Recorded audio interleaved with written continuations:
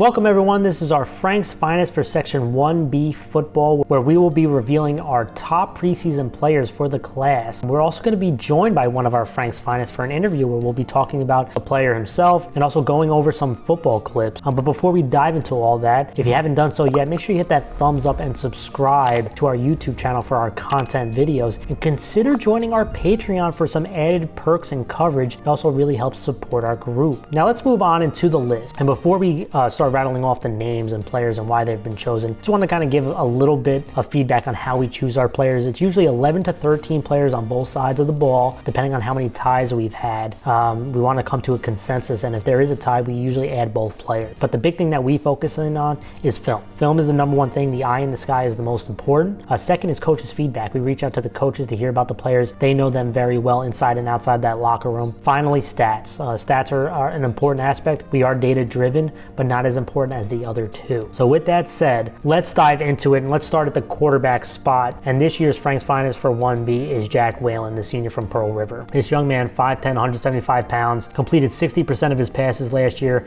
over 1,200 yards, 10 total touchdowns. And he's part of this pro-style offense, focusing in on the run game and then play action, deep throws outside of that. And I thought he had one of the biggest jumps from the prior year. The accuracy improved, anticipation improved, his ability to throw the deep ball with touch improved. So there was a lot of things, and he earned the spot as a quarterback for this year's Frank's Finest. Next up, running back Davis Patterson, the senior from Bronxville. This one was an easy one. 5'10", 180 pounds, all-state player, track state finalist. And I tell you, Bronxville on their run to a section title last year was in, a couple big things had to have happened. Number one, they had to get healthy, right? They suffered a bunch of injuries early on. And secondly, the emergence of Davis Patterson. He was such a huge component of this team's run, running the football, and he is a hard runner. He runs bigger than he is. He shows good balance running through contact, and obviously has that speed that he can get to the outside, and when he gets to that second level, can really rattle off some chunk plays. Also like that you can line him up in the slot as a receiver. I mean, this is a well-rounded back, and easily earned the spot on this list. Next up, running back Ahmadi Dolstein, the junior from Ardsley. 6 feet, 190 pounds, state-level track athlete. He's got good size to him, and obviously he's fast. This is, last year he split time on a very senior-heavy offense, but I tell you, the runs that he had was very impressive. He can get to that second level quickly. He can run through some contact. These outside runs were huge for him. Where he gets to that second level, there's not many people catching him. So some very impressive plays, even though with split time last year, expecting a huge jump this year, but he earned a spot on this list. Next up, I call him a running back, wide receiver. He's a bit of an athlete. Braden Richardson, the junior from Sleepy Hollow. 6'1", 200 pounds. Physical gifts are really there, and unfortunately, he had like a 200-yard game last year, and he got injured during it and cut his season short. But the talent is extreme. Very well built, and he's someone you can put in the backfield who can run the ball for you on some of these counters, these outside runs. I thought he got stronger, so those downhill runs, he was starting to run through contact, but also be a receiver for you. This is a very well-rounded athlete that could have a huge jump this year, and he earned a spot on this list. Next on the list, let's talk about tight end Walker Moore, the junior from Bronxville. This young man, 6'5", 205 pounds, tall, long, soft hands. The potential is very high with this young man, and if you're looking for how big of an impact he can make, look at the section title game from last year against Westlake. This is a guy who really started to come on the scene as the season went along, but he also showed that he could be a pretty solid blocker. Again, he's lean, but I tell you, he moves his feet, he's got those long arms, gets his hands locked in, and he can move some people. So this is a young man who earned a spot on this list, and the potential to make an even bigger jump is there for him. Next up on the list, let's talk about tight end and wide receiver Anthony Graziano, the senior from Pearl River. 6'3", 200 pounds. He can line up at the wide receiver spot or as an inline tight end, and boy is he physical after the catch. He's got a large catch radius. He's hard to bring down. A huge weapon in the red zone. He showed some really soft hands. This is someone who definitely earned a spot on this list. Let's talk about the offensive line now. Obviously one of the most important groups, and first one up, Mason Diet, the senior from Henhud. 6'2", 285 pounds, and he is strong, physical. You see him got reps now the last 2 years at guard and at tackle, and he is a punishing drive and down blocker. He can really move people, and also those trap blocks, he can really tee off. I think he's at his best internally, but this is another versatile lineman who showed he can play at both spots. Next on the list, let's talk about offensive lineman Eldad Fretcher, the junior from Irvington. 3-year varsity player, power powerful blocker with heavy hands that can help move defenders, an internal offensive lineman that also shows the footwork that he can pull around the edge. And coach really raved about his intelligence and his ability to use his leverage. And that's what you can catch on tape. He really can punch you at initial contact with those heavy hands with his leverage. He was someone that Irvington struggled overall up front, but this young man really did stand out amongst that group. Next on the list, let's talk about offensive center Nick Natali, the senior from Pleasantville. 5'11", 220 pounds, really has good command of that offensive line, good mobility, moves his feet, even though he doesn't have a huge size to him, does a good job of sealing off defenders because he's moving his feet, because he shows good leverage and gets his hands locked in the right spot. It's very difficult to be a center blocking when you're in a bunch of shotgun, especially in pass pro, and he does a really good job in it. That's one of the highlights that I've seen watching him. Next up on the list, let's talk about Daniel Fucillo, the senior from Pleasantville. 6'2", 240 pounds, and anchor at the tackle spot. And in this offense, you need to be very good at down blocking and moving people at the point of attack. And this young man really stepped up last year. Once he gets his hands locked in, it's hard for defenders to disengage him. He gets a lot of control. He definitely earned a spot on this list as well. Finally, to wrap it all off, let's talk about offensive lineman James Mealy, the senior from Westlake. This one was an easy one for me. 3-year starter, one of the smoothest athletes in the class, and he makes pulling look very simple. He can get to that second level very easily. He's not out of place in space. He also has shown his improvement in strength to do double teams, down blocks, and he's moving guys at the point of attack. Also love the versatility of getting reps at guard, tackle, another versatile lineman. You hear versatility a lot from the young guys on this list. I love that. I love versatile football players, and he's one of them. Let's move to the defensive side of the ball, and let's talk about the D lineman and linebacker group. And let's start with another easy one for me. Defensive tackle and defensive end, Shane Speckman, the senior from Ardsley. This young man, 5'9", 195 pounds. He had over 40 tackles, 3.5 sacks, 13 tackles for loss. Very disruptive player. 3-year varsity lineman, and I love that he's not very big, right? He's an undersized guy, but he uses leverage very well, and he is relentless. He really is so disruptive, gets in the backfield a lot, and it's surprising for a guy his size amongst all these big linemen, but because he plays with his leverage very well, uses his hands well, he's very disruptive, and he had a very productive year and deserved a spot on this list. Next one was another easy one for me. Matthew McSherry, the senior from Bronxville. 6'3", 290 pounds, big, physical, all-state player, and boy, he is hard to move internally. He is an absolute wall in the run game, even when he's doubled. He can extend his arms, really control linemen, and he's done a much better job of using his hands more instead of just brute forcing it from the year prior. So he's become a more versatile defensive lineman when it comes to attacking offensive linemen, and you can line him up as a 1-tech, as a 3-tech. This one was an easy one for me. Next up, defensive lineman Tyler Gualtieri, the junior from Briarcliff Hamilton football program. 6'3", 230 pounds, tall, long, can overpower those smaller linemen, but held up pretty well even against the bigger ones and double teaming him. He's doing a good job of using his long arms. This was a very productive defensive lineman. I know the team struggled overall, but he really stood out on tape. I was impressed by this young man. He earned a spot on this list. Next up, let's talk about outside linebacker, edge player, kind of a hybrid in Brian McPhee, the senior from Pleasantville. This is a multi-sport kid. I think played basketball, lacrosse, football, had over 40 tackles, 4 pass breakups, and I really like his athleticism and versatility. He's a guy you can send off the edge as kind of this anchor end or outside linebacker to defend against a sweeper power running game, but also shows the ability that he can drop back a little bit in coverage. So I love the versatilities. Even when he doesn't get home, he puts his hands up, can make plays on the football. This was one of those underrated players in a very good defense last year in Brian McPhee. I'm expecting big things, and he earned a spot on this list. Next, let's talk about linebacker Vincent Duffy, the senior from Nanuet. Big baseball kid, committed to Seton Hall, but he is a very active defender on playing football. Got a good nose for the football, shows really solid range to get the ball carriers very quickly, and a very positive tackler in open space. So this is a guy who can make plays for you. He made some big plays. I remember watching a big INT against Rye near the goal line, but this is a guy who's very active, very productive, and earned a spot on this list. Let's talk about the next linebacker, Sean Davin, the senior from Pearl River, 5'11", about 195 pounds. What a productive year he had last year. 86 tackles, 2 INTs, 3 sacks, 10 tackles for loss. Super productive stats-wise, but when you watch him on tape, he's very well-rounded in the run game and in the pass game. He blitzes. He's got good timing on his blitzes. He gets to the quarterback. He's done a really good job dropping the coverage, reading the quarterback's eyes,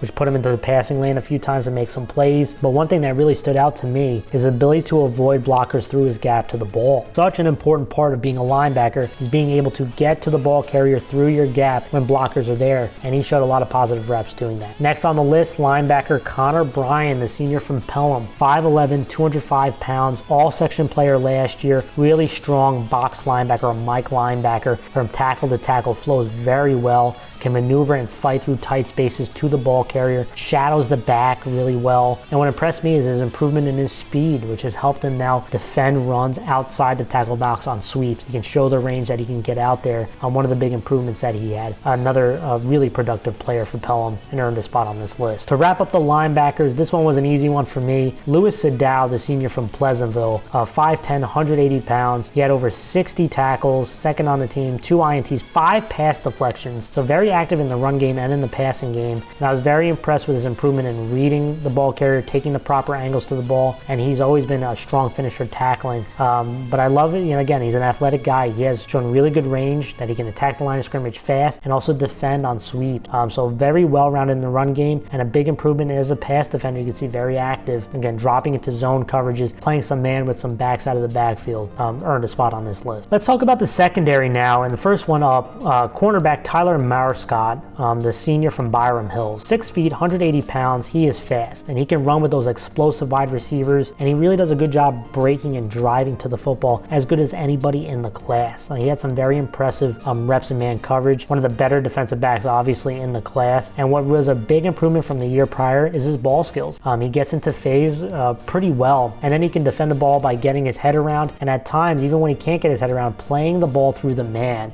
He does a really solid job of that. I'm earned a spot on this list. Next up is Shane Mueller, the senior from Pleasantville. 5'10", about 150 pounds, so very lean, but he did a really solid job in man coverage last year. He does a good job of reading the wide receiver's hips, making breaks towards the football, getting in phase, and even shows some good stuff of playing off coverage and playing in some zone concepts. So this was another guy who really stood up. I know they had some injuries last year. Stood up at the defensive back spot, made some big plays, and earned a spot on this list. Let's talk about safety now. Jake Zino, the senior from Westlake. 6 feet, 175 pounds, really strong against the run. And this is a guy who takes very good angles to the ball, a good finisher, can tackle in open space, and as the season went along, improved as a coverage safety. So this is, again, one of those returning guys from a senior-heavy team, has earned a spot on this list. And to wrap it all up, let's talk about special teams. And the one who earns the spot this year, kicker Anthony Negrelli, the senior of Westlake. One of the more consistent guys, was a huge part of their special teams last year.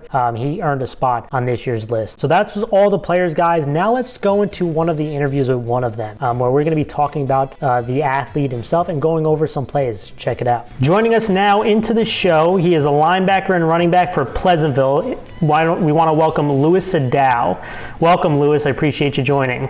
Hey, how's it going, Frank? Thank you for the invite. Obviously, being part of the interview, you are selected as a Frank's Finest for this year for Section 1B. So congratulations there. We really appreciate you taking some time to talk some football and about yourself during this interview. Thank you. And first thing I want to bring up, and this is something I always like asking football players, when did you start football? What was the year that started it for you? And who kind of brought you into football? Was it a parent? Was it a friend? Was it a family member? I think it was definitely all my friends played, like all flag football and stuff. I didn't really play. And then I think about 3rd or 4th grade I started playing. And then I actually didn't live in Pleasantville. I lived in New Jersey, and then I moved here. And I started playing with all my friends that I'm playing with now for our senior year. Wow. When did you move to New York? Going into 4th grade, so okay. I've been here for a while. Yeah. And another thing I like to ask, when I coached and played, feels like now forever ago, a question that my dad used to ask is what does football mean to you? A lot of people have different answers. It's not really a wrong answer here, but is it just for the fun of the game? Is it because you love it? Is it because your friends play, like you were mentioning? What does football mean to you? I mean, it's kind of all those things that you mentioned. Playing with my friends is great. Playing with my best friends, I just love the sport. Mm-hmm. All that stuff, the community of Pleasantville is all kind of binds together and just makes it great. Mm-hmm. And when it comes to the fall, there's just not a better feeling. Yeah, and you're a multi-sport athlete, right? A big lacrosse player? No, I play lacrosse like for 1 year. I play hockey. Hockey. Okay, I'm And sorry. track this year, yeah. Yeah. And a question I always like: multi-sport athletes. Do you feel that these other sports kind of complement each other? Because there's a lot of kids nowadays, and this is why I want to bring up Louis. You're a multi-sport athlete, and there's a lot of kids who try to specialize in one sport or the other. Do you feel that playing some of these other sports help complement each other? Is it nice to get a break away from another one? What is kind of your thoughts on being this multi-sport athlete? Yeah, I mean, it's definitely a good feeling playing multi-sport, especially it helps with football, especially because when you're playing in Pleasantville, a lot of the kids all play the same sports, so you're kind of bonding across different sports and definitely keeps you in shape. But to be honest, I don't think anything is like Pleasantville, like football for me, at least. Yeah, that's great. Now let's talk about this upcoming season and yourself as a player. You had a strong season last year, right? You were number 2 on the team in tackles, and you were on a very good defense. Pleasantville's had a good defense for the last couple years, but speaking to Coach a week ago, got to replace 6 starters on defense, and one of them is kind of your partner in crime is in Ryan Horgan. So my question to you, Ryan Horgan's had 100 tackles 2 straight years. You guys really complemented each other very well. How do you fill that void both on the field and as a leader for the defense? Yeah, I mean, Ryan's definitely a great leader and player, but, it's not just me that's got to step up. A lot of other guys do too. Our coaches also with our defense, they put us in a week in and week out, put us in great positions where we can really strive. They have great blitz calls, stunts, all that. So obviously losing Ryan, losing all those other guys is a big deal, but, got to focus on now and kind of like try to fill their void, and the coaches and the players do the best that they can to do that. That's great. I mentioned you had a strong year, and we're about to pull up some plays complimenting some of those strong plays that I've watching tape. But what was some of the things that you felt you wanted to work on as last season ended, whether it was from coach's suggestion or evaluating yourself heading into this year? Yeah, at linebacker, I guess would just be playing more downhill and kind of just reading a little bit faster. There was times where I got caught up on a guard or a tackle, couldn't rip through or something. That's definitely something I could have worked on. Hoping to work on this year. Perfect. All right, let's bring up a couple plays. So just give me one moment here. All right.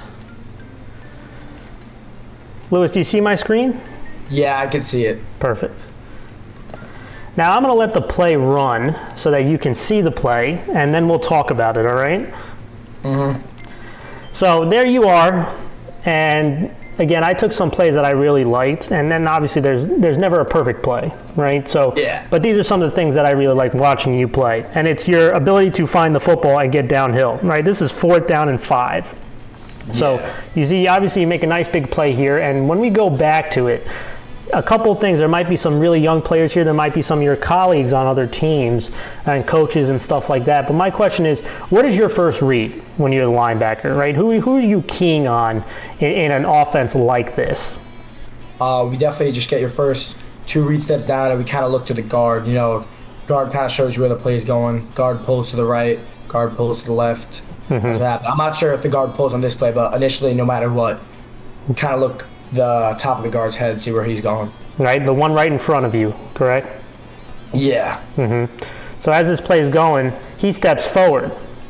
So why does that give you the indication? Do your eyes then go to the back behind him? Yeah. And you see him flowing that way? Forward, it's kind of going to the ball, see where it is. I saw a pitch, and you just got to kind of play backside because I know Ryan and the other players will be on his hip, play cutback lane, and that's kind of what goes down there.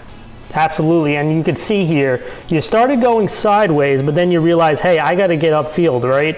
Because if he cuts back, which is what he wants to do, he sees this lane open. And what I really like is, again, you could put your foot in the dirt, get upfield, and you're a strong finisher. This is a strong finish. Because if you just go for the legs, he could probably lean forward and get the first down, right? So really good rep right there. And again, there's a lot of different ways people read stuff. So interested to see, you're always reading that guard in front of you to the back, right? Yeah.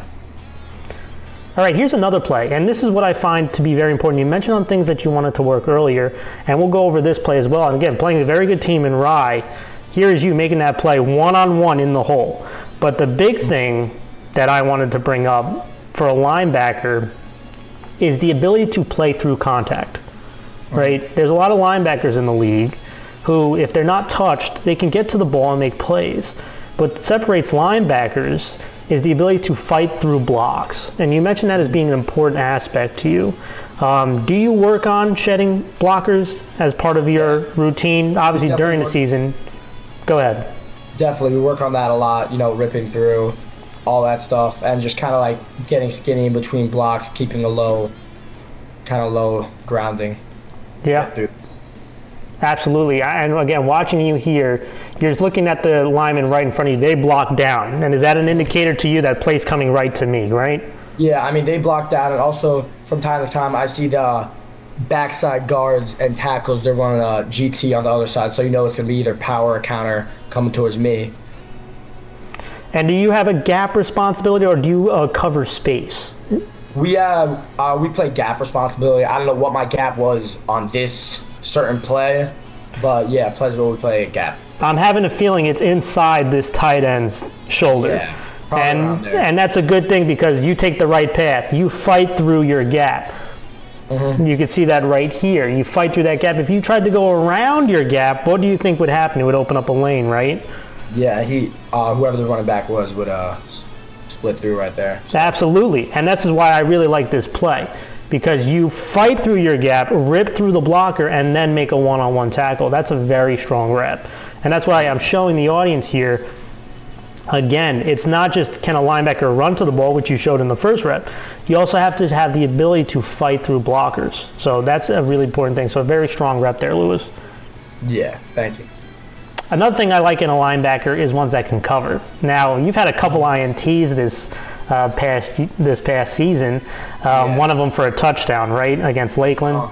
Yeah. And my question to you is, what do you think the most important thing for a linebacker is in coverage, right? Is it, again, having your head on a swivel? Is it learning to move your feet?